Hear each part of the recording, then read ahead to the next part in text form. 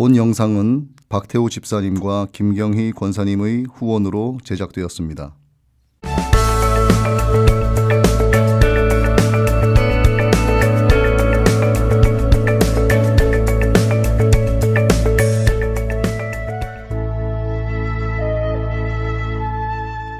이르되 주 예수를 믿으라.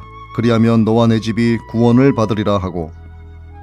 오늘은 사도행전 16장 31절의 말씀, 최악의 인생 거부하기라는 제목으로 말씀 전합니다. 어떤 인생을 최악의 인생이라 할 수 있을까요? 동방의 의인 욥이 떠오릅니다. 당대의 거부였던 아라비아 반도의 욥은 객관적으로는 부러울 만큼 주관적으로는 부러울 게 없는 행복한 사람이었습니다. 그런데 느닷없이 불행의 융단 폭격을 당합니다.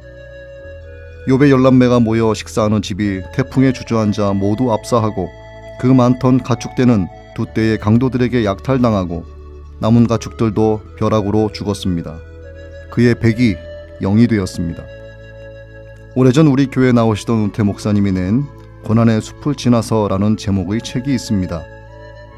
40대 중반의 말기암 수술을 받고 치료 중인 희망 없는 아내와 건강한 장모를 태우고 운전하던 중 교통사고를 냈습니다. 중환자인 아내가 크게 다치고 장모는 현장에서 사망, 목사님은 9일 동안 의식 불명 상태였습니다. 병원에서 이틀밖에 못 산다고 진단하였습니다. 의식이 들어오니 성한 데 없이 부러지고 쪼개지고 찢어져서 온몸이 고통 그 자체였습니다. 부흥사요, 서울의 제법 큰 교회를 담임한 목사님인데도 하나님이 보이지 않더라고 고백합니다. 결국 아내도 세상을 떠났습니다. 기적적으로 살아나서 퇴원했지만 그의 믿음은 깊은 나락에 침잠된 채 회복되지 않았습니다.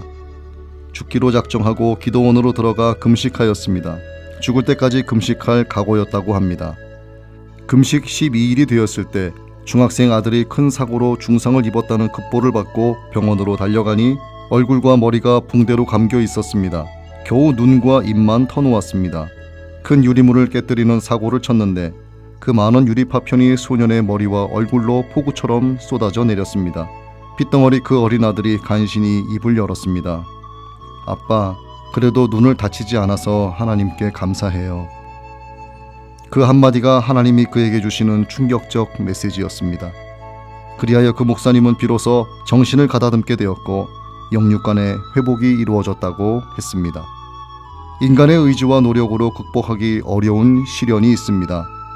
그런 시련은 자칫 인격과 신념은 물론 정신마저 앗아가고 좌절과 비탄, 심지어 그 생명의 존재 이유를 찾을 수 없어 포기하게 합니다. 이 정도면 최악의 인생이라 할 수 있습니다.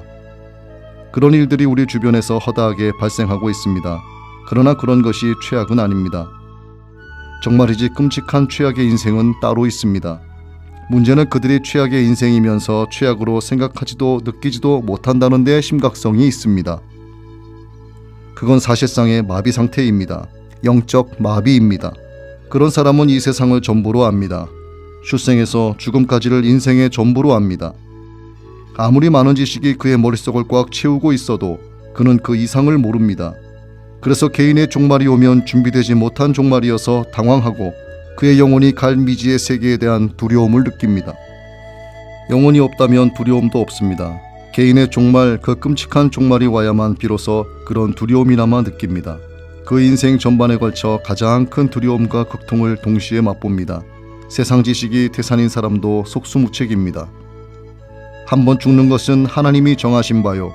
그래서 피할 길이 없는 데다가 죽은 후에는 심판이 있으니 비로소 인생 최후의 순간에 이르러서야 막연하게나마 하나님의 심판을 느낍니다. 영혼이 있는 인간의 본능입니다. 그가 많은 소유와 높은 지위와 고상한 명예를 지녔어도 그야말로 남들이 부러워하는 행복한 인생이었어도 구원받지 못한다면 그 인생이야말로 최악의 인생입니다. 지옥이 그를 기다리고 있기 때문입니다. 그 최악의 인생 거부는 오직 주 예수를 믿으라는 말씀에 순종하는 것 뿐입니다.